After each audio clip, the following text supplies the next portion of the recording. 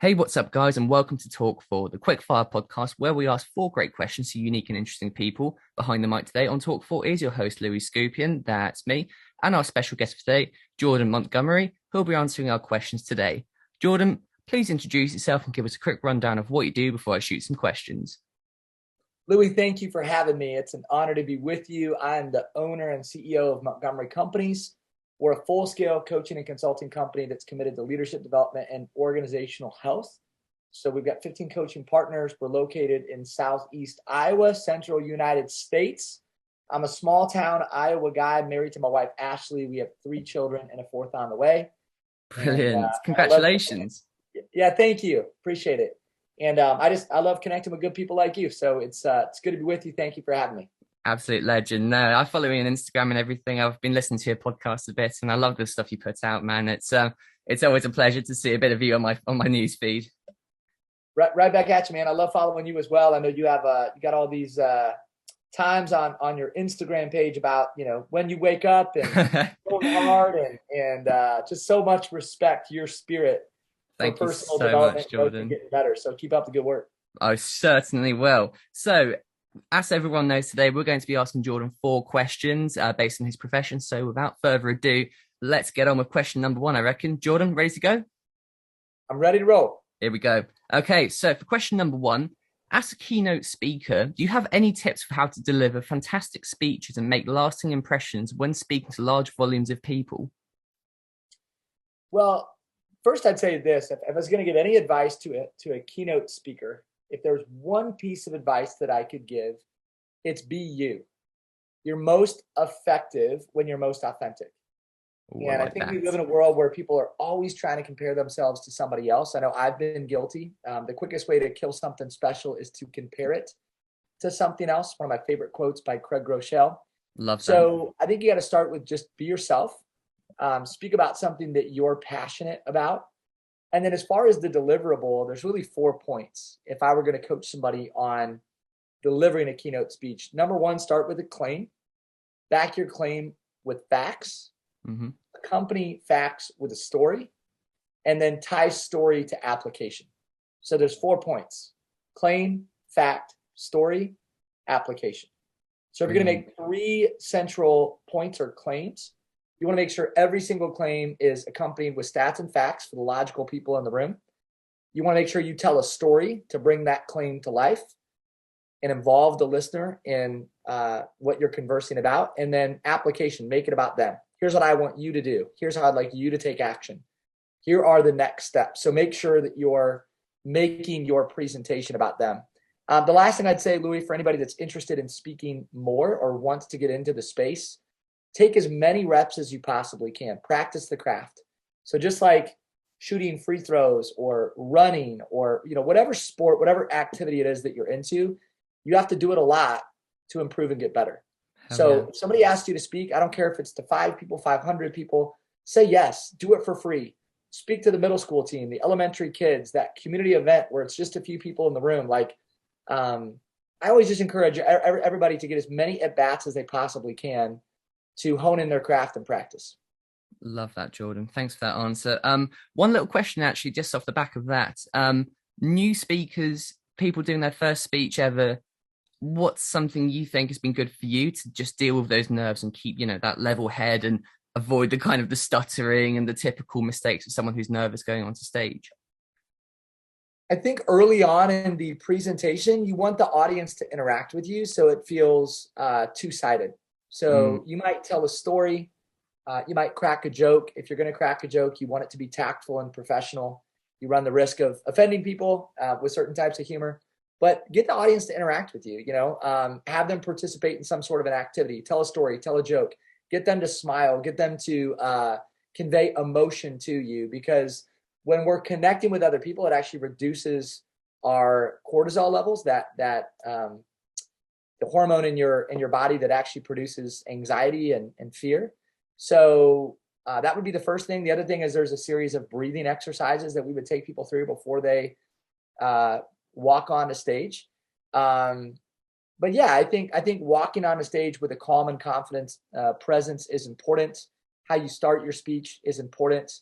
And then again, just remember to be you, step into who you are authentically made to be as your confident self. And typically, if you do that, you're going to be effective as you remain authentic.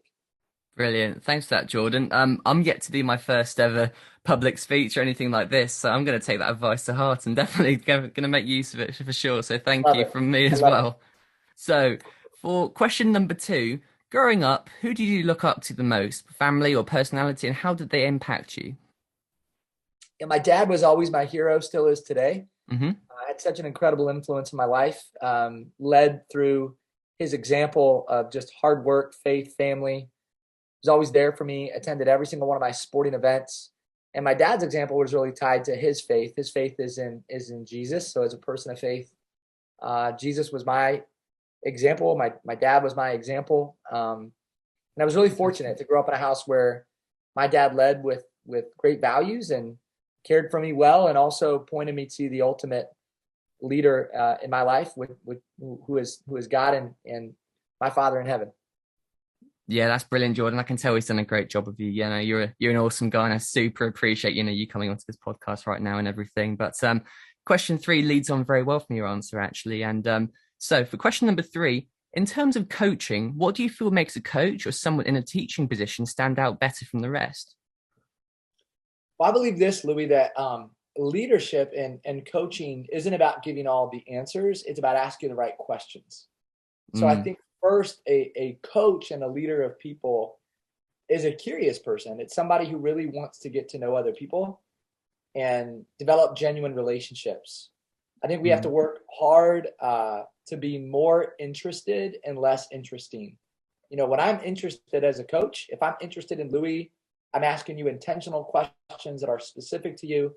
I'm much more likely to be effective. Whereas if I'm just concerned about being interesting and I want to share all these interesting thoughts and ideas, I'm far less likely to be effective. So I think a coach is a good listener. I think they ask great questions. I think they're very attentive. They're others focused. They're relationally oriented. One of the things that we say in our coaching work, Louis, to every person that we begin conversation with is, this is your time, not mine. I want to make the best use of our time today. What is on your mind that makes sense to discuss? And that's how we start our conversation. So now I say it a bit differently depending on how long I've known that person or the dynamics of the relationship. But I always remind people, like, this is their time. So I want them to come with issues, challenges, and opportunities. And I want to start with asking questions rather than just giving answers. So I believe a coach is somebody who cares deeply, who's very curious, and who keeps the focus on others. You know what? I think that actually really coincides quite well with the player as well, and how you should, how you can be a better player or athlete or student in that sense as well, where you need to ask the questions too. I mean, if you've got a coach who's just dictating, and you're just kind of following blindly, you're never really going to learn as well as you could if you were that inquisitive to kind of ask those questions to the coach, are you? So that's kind of it goes well, that answer, doesn't it, with coaches and for the players too. Very valid point. Yeah, I think we all want to be in an environment where we know somebody cares, and everybody loves to talk, right? Dale Carnegie famously said a person's favorite sound is their own name, and their favorite topic is themselves.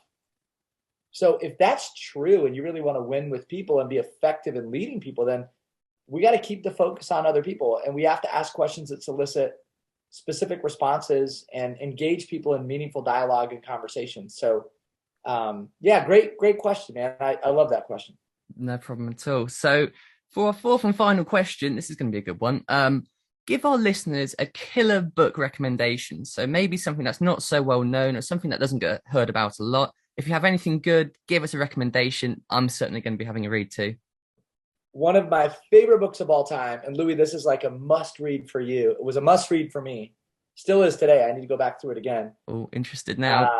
My friend Bob Berg wrote a book called Go Givers Sell More. Go Givers Sell More. And if you're listening to this podcast and you're thinking, well, I would read that, but I'm not really a salesperson, I would challenge you on that. I think we're all selling something. We're selling our time, our advice, our counsel, our support, our attention. So we're all selling something. And actually, in the book, Go Givers Sell More, Bob Berg describes sales this way. He says the word sell comes from the Old English word salon. And the word salon means to give. So sales at its best is precisely the opposite of taking or pushing. It's actually about giving. It's about serving. And the entire book is about serving others and selling through service and having a spirit that is giving. So Bob breaks down the art of effective communication, how to handle yourself in competitive scenarios, how to talk about process instead of product, just a lot of practical wisdom and advice that's been so tangibly helpful for me in my journey as a leader and as somebody who sells counsel, advice, and relationships for a living. So I could give you many books, Louis, that have been helpful to me or impactful to me. The book Go Give or Sell More has been an absolute game changer. Love that. I'm so glad for that answer, because I think I've heard enough times about Think and Grow Rich by Napoleon Hill and stuff now. So I'm really, really happy to have heard a new recommendation of something I haven't heard of before. So thank you for that, Jordan. Well, I try to throw, I wanted to give our listeners something they might, not be aware of. Obviously, there's all the classics, right? Think and Grow Rich, The Strangest Secret, How to Win Friends and Influence People. And I'm a fan of all those books as well, but Go Give or Sell More is maybe one that our audience hasn't heard of. That's brilliant. So that is our 4 questions done for today. And before we wrap it up, it is time for the shameless plug. Jordan, feel free to take a minute to promote anything you're working on, want people to take a look at, or just something you believe in. Could be a podcast, could be your business, anything. Oh my. Well, let me just offer this as a sort of a final piece of advice. We run a leadership development company, and I believe right now that in America, in the world, I know you're on the other side of the ocean, now more than ever, people want to follow leaders who are real, who are authentic. We started the podcast conversation by talking about authenticity, Louis, and I believe you're most effective when you're most authentic. I believe the first step in true courage is vulnerability. And so I just want to challenge our listeners today to step into their own authenticity, to be vulnerable. And to be vulnerable is to be courageous. And I think people can be impressed with your strengths, but they actually connect to you through your weakness. So if you have an interest in building true connection, building great relationships, and becoming a person of influence or remaining a person of influence, I think it's important that we really understand the art of authenticity and vulnerability. So I appreciate the opportunity to be a bit vulnerable with you, Louis, and look forward to staying in touch. We're very active on social media, as you know, Instagram, LinkedIn, Facebook. Jordan M. Montgomery is my Instagram handle. If somebody's listening, they want to reach out, send me a DM. I would love to connect with you, communicate with you. If I could be helpful with my friend hat on, I'd be happy to be helpful. So, Louis, same goes for you. Appreciate what you're doing. Love your work. Real honor to be with you. So thank you for having me on the show. Brilliant. No, it's been an absolute honor for me too. Jordan, thank you so much for joining me today for the Talk4 podcast. It has been a pleasure having you on, and thank you for your time. Be well and God bless, brother. I certainly will. You too. Thank you guys for listening. See you in the next episode. And don't forget to like, subscribe, and leave your thoughts in the comments. Signing off for now.